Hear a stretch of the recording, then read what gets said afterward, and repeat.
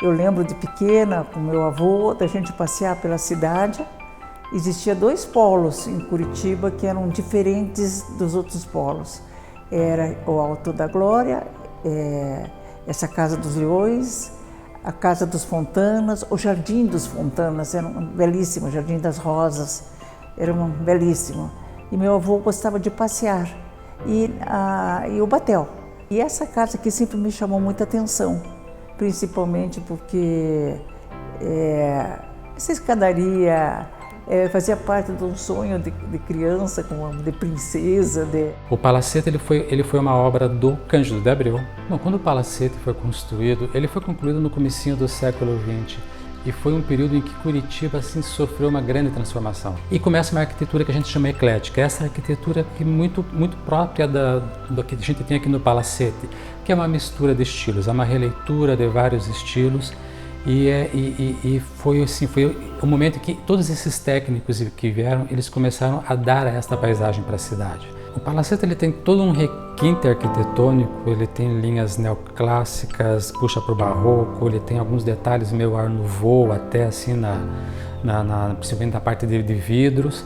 E esse requinte todo ele demonstra não só o poder da família na época, que pôde importar muito material, mas também todo um requinte dos nossos artesãos aqui locais, aqui de Curitiba mesmo no período. O mais importante da economia paranaense era a erva mate.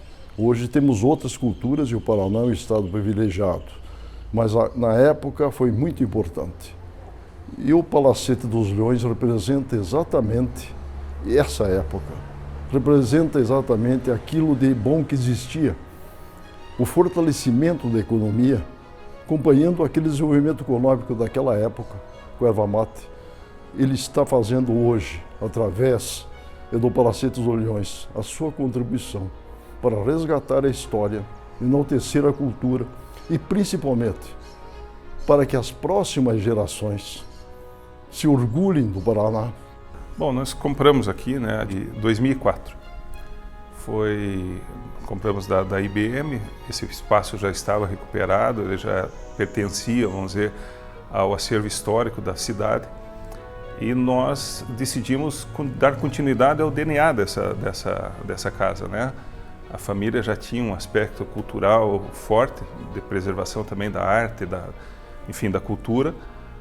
A IBM tinha preservado esse imóvel e nós queríamos transformar esse espaço em um espaço vivo. O imóvel ele está no meio de uma área verde fantástica, uma botânica extensa e com 2 prédios, né? Um prédio que é o espaço cultural, hoje o espaço cultural BRDE Palacete dos Leões, historicamente chamado de Palacete Leão Júnior, e um outro prédio que é onde hoje funciona a sede do BRDE, que foi construído pela IBM na década de 80 e que, por ter sido construído pela IBM quando aqui ela tinha sede em Curitiba, já é símbolo de inovação. A gente sabe assim que a cada 20, 30 anos acaba se construindo uma nova cidade em cima da outra. É importante você dar vazão a essa nova cidade que vem, mas ter também critérios para saber, dentro dessa cidade que ainda permanece, o que é importante preservar e o que pode contar para gerações futuras uma história e trazer toda uma memória. Se é um imóvel grande e já não tem mais um uso residencial, como é o caso do Palacete, é importante que ele tenha um novo uso, que ele tenha movimento, porque o patrimônio precisa viver, ele precisa respirar. Então, o uso cultural é sempre um uso nobre para um espaço como esse. Só podia ser espaço cultural, né? Quando o banco adquiriu esse imóvel em 2004, logo em 2005 transformou ele, né, reinaugurou ele como espaço cultural.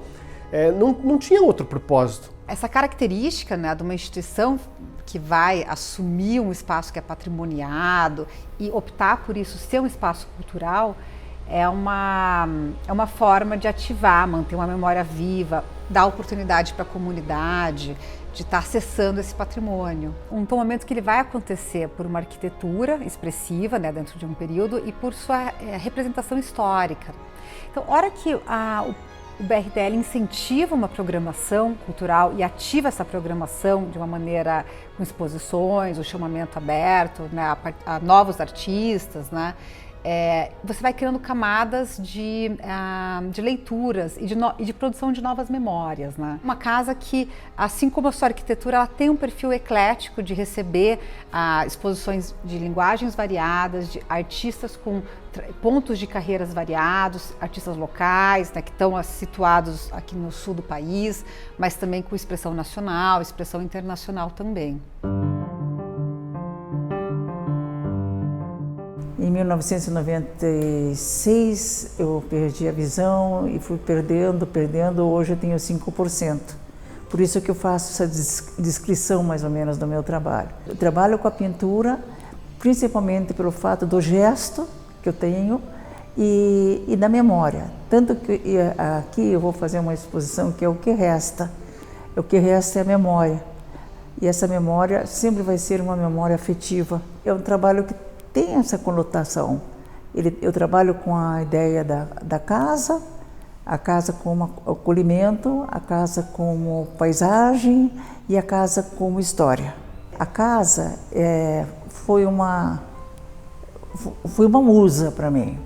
E quando eu vejo essa casa aqui, eu imagino de trabalhar dentro e pensando na casa como ela fosse a musa. São essas janelas, essas portas, essa história que existiu aqui. Quantas histórias de amores, quantas histórias de família, quantas dores, quantas alegrias. Eu prefiro pensar mais na alegria. Esse projeto que a gente está iniciando agora com o Museu Paranaense, que se chama Circuito Ampliado, Acervos em Circulação, é uma proposta da gente estar trazendo acervos, no caso do Museu Paranaense, aqui para o Palacete, para ficarem expostos aqui medalhas, rótulos, enfim, outros materiais de leitura desse acervo, mas com foco muito em pesquisar o que a gente chama de patrimônio ervateiro. O exercício para os próximos anos é como está aliando as estratégias do desenvolvimento sustentável, da Agenda 2030, com adensar o seu programa de arte contemporânea, possivelmente adensando linhas curatoriais, programas de pesquisa e está contribuindo, né, sempre com essa dinâmica social, né, essa dinâmica contemporânea que vai se moldando, né? A casa já não é a mesma de 100 anos, mas a gente preserva.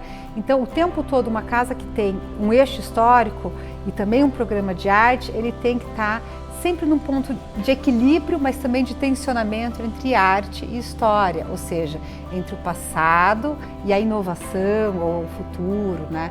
Então, é sempre um desafio para os espaços nesse aspecto, mas é muito instigante, é um terreno fértil.